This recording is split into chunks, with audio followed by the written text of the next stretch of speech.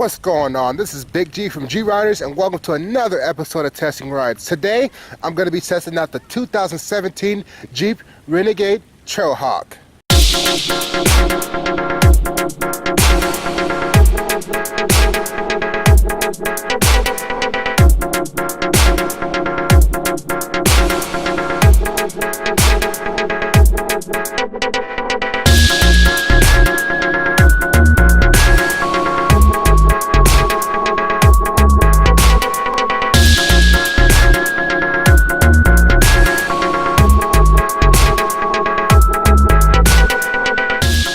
Welcome to the 2017 Jeep Renegade. Known for its quirky styling, off-road capability, excellent utility, the Jeep Renegade has been a hit with consumers. For 2017 model year, the SUV is unchanged from the previous year, so if it's not broke, don't fix it. Alright, this Jeep comes standard with the Tiger Shark 2.4 liter inline 4 with 180 horsepower and 175 foot-pounds of torque, put down through a 9-speed ZF transmission through the all-wheel drive system. The Trailhawk has a different all-wheel drive system than the other Renegades, causing the weight to be over 3,500 pounds, which is a bit heavy for the vehicle and its size, but it gets a respectable 21 in the city and 29 on the highway. That's not too bad, considering this is kind of an off-road vehicle. Well, I've been averaging about 22, and I've mostly been driving in the city. The all-wheel drive system in the Jeep Trailhawk here is a little bit different. It acts more like a four-wheel drive system, a traditional four-wheel drive system. So you could put it into four-wheel drive lock, and this Jeep has the crawl function. So pretty much when you're going off-road, you could put this into low range and crawl just like if it was like a Jeep Wrangler, but it's still an all-wheel drive system. The 2017 Jeep Renegade is very reasonably priced. It starts out at about $17,000, and that's with the 1.4 turbo and the manual transmission. The Trailhawk Jeep starts out at about $26,000. And the only option this one has on it is the passive key entry system. So this one is just over $27,000, almost $28,000. Standard on this Jeep is the backup camera, the 5-point inch Uconnect system with the satellite radio and the Bluetooth capability, the exterior tow hooks, 2 in the front, 1 in the rear, 8.7 inches of ground clearance, these cool 17-inch wheels with all-terrain tires on it, this cool hood wrap, and much more. Loaded up with all the options, this Jeep will cost you over $33,000. With that price point, you're going to be getting the heated leather seats and heated steering wheel, navigation, adaptive cruise control, blind spot monitoring, the My Sky system, which is similar to the Freedom tops, except it acts more like a sunroof than the tops, but they are removable, just like the Jeep Wrangler's Freedom tops. All right, let's take a look at the interior.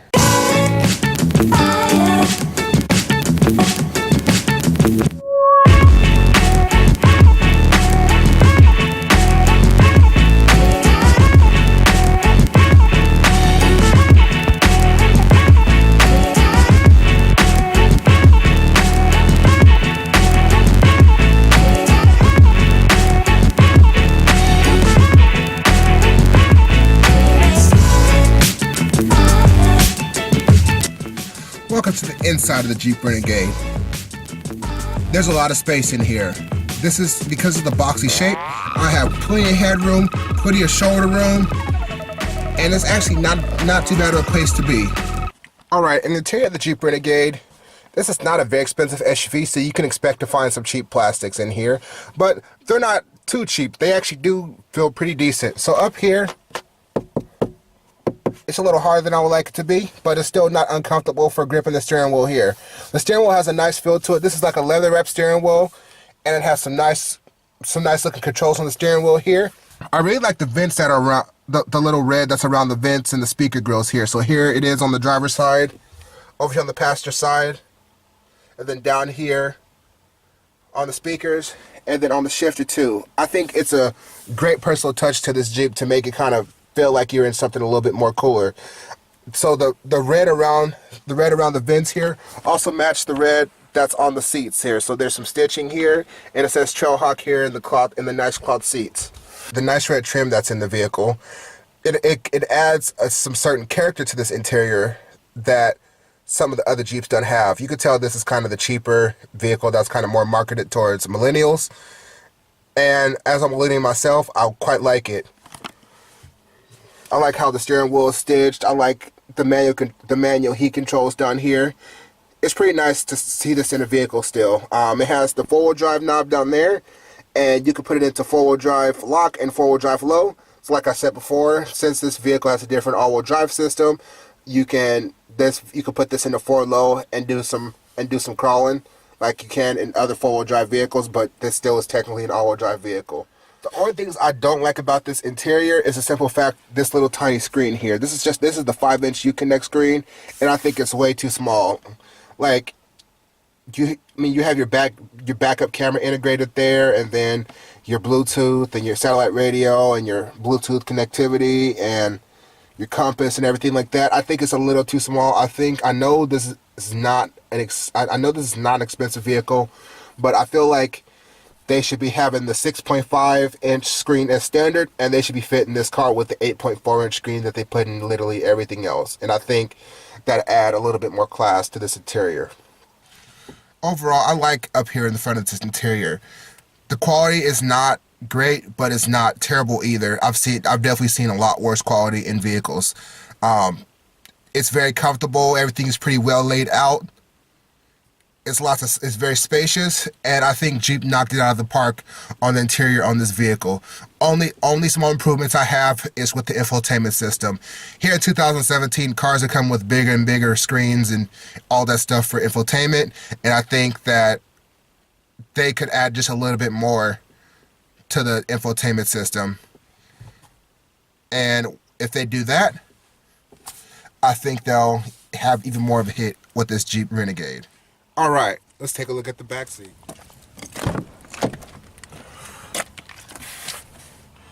All right, the back seat of the Jeep Renegade is not very big. I have the seat back kind of where I sit. And remember, I'm over 6 foot tall and over 300 pounds, so I gotta have the seat kind of leaned back here. And there's not that much space back here, honestly. But this is the subcompact crossover, so subcompact crossovers are not supposed to have the biggest back seats. This is more for a small family or a single person, and the back seats just for kind of stuff like for short trips and everything like that is not too bad. The rear seats are about as soft as the front seats are, and it also has these nice cool all-weather mats in the back seat here, and also has the red speaker grills with the classic Jeep emblem on here. But the back seat space is not too bad. I mean, remember, this is not supposed to be the biggest vehicle, so it's not supposed to have the biggest back seat, but for the size, it's not too bad at all. All right, let's take a look at the trunk.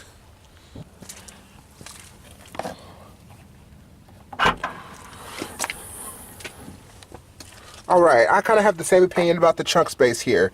It's not too bad. There's definitely a decent amount of cargo space back here. I have my tripod, my backpack, and my camera bag back here, and there's a decent amount of space. Just kind of about this size. You probably could fit about 2 of the big full-size luggage stacked on top of each other like that, but that's really it. Like, this is not supposed to be, again, a big vehicle. So again, like I said with the back seat, this space is not too bad for the size of vehicle this is. All right, let's take it out on the drive.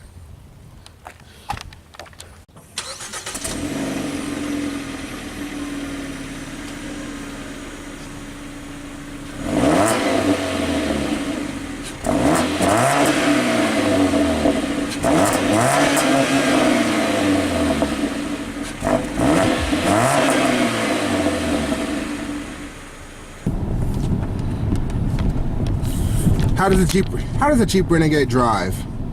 Well, the Jeep Renegade drives really good, actually. It feels like it has a decent amount of power. More power would be great, of course, but it doesn't feel like it's underpowered at all. Since this is the Trailhawk version, the all-wheel drive system works really well. It kicks in right when it needs to, and it won't leave you stranded or screwed or wanting more from it. It's a great all-wheel drive system. The steering is really good. It's electric power steering. I mean, this is not a sports car, so it doesn't need to have like excellent steering feel, but for this being the type of vehicle it is, it has great steering feel.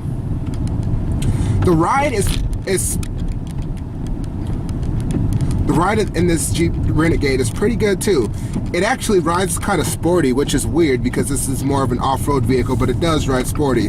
I think it rides sporty kind of based on the other vehicle that is based off the other vehicle that's on this platform, the Fiat 500X. Like this is the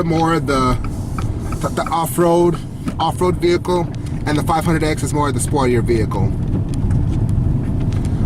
But it definitely rides really nice. You would expect an off-road vehicle to ride a little bit harsher than this one does. So that means that it's very comfortable on the highway, and I can see myself doing a lot of miles in this car. All right, now we're back here on the main road. How does it drive on the road? It actually is a great handling SUV out here on the road. I was hustling this thing through some corners earlier, and it actually it wasn't really doing anything it did not want to do at all. Only thing kind of stopping it from its grip is the kind of semi-all-terrain tires that are on this vehicle. But for power,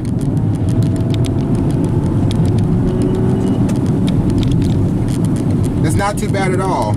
It has enough power to where you're not wanting too much more from it, but it's not underpowered like I said before.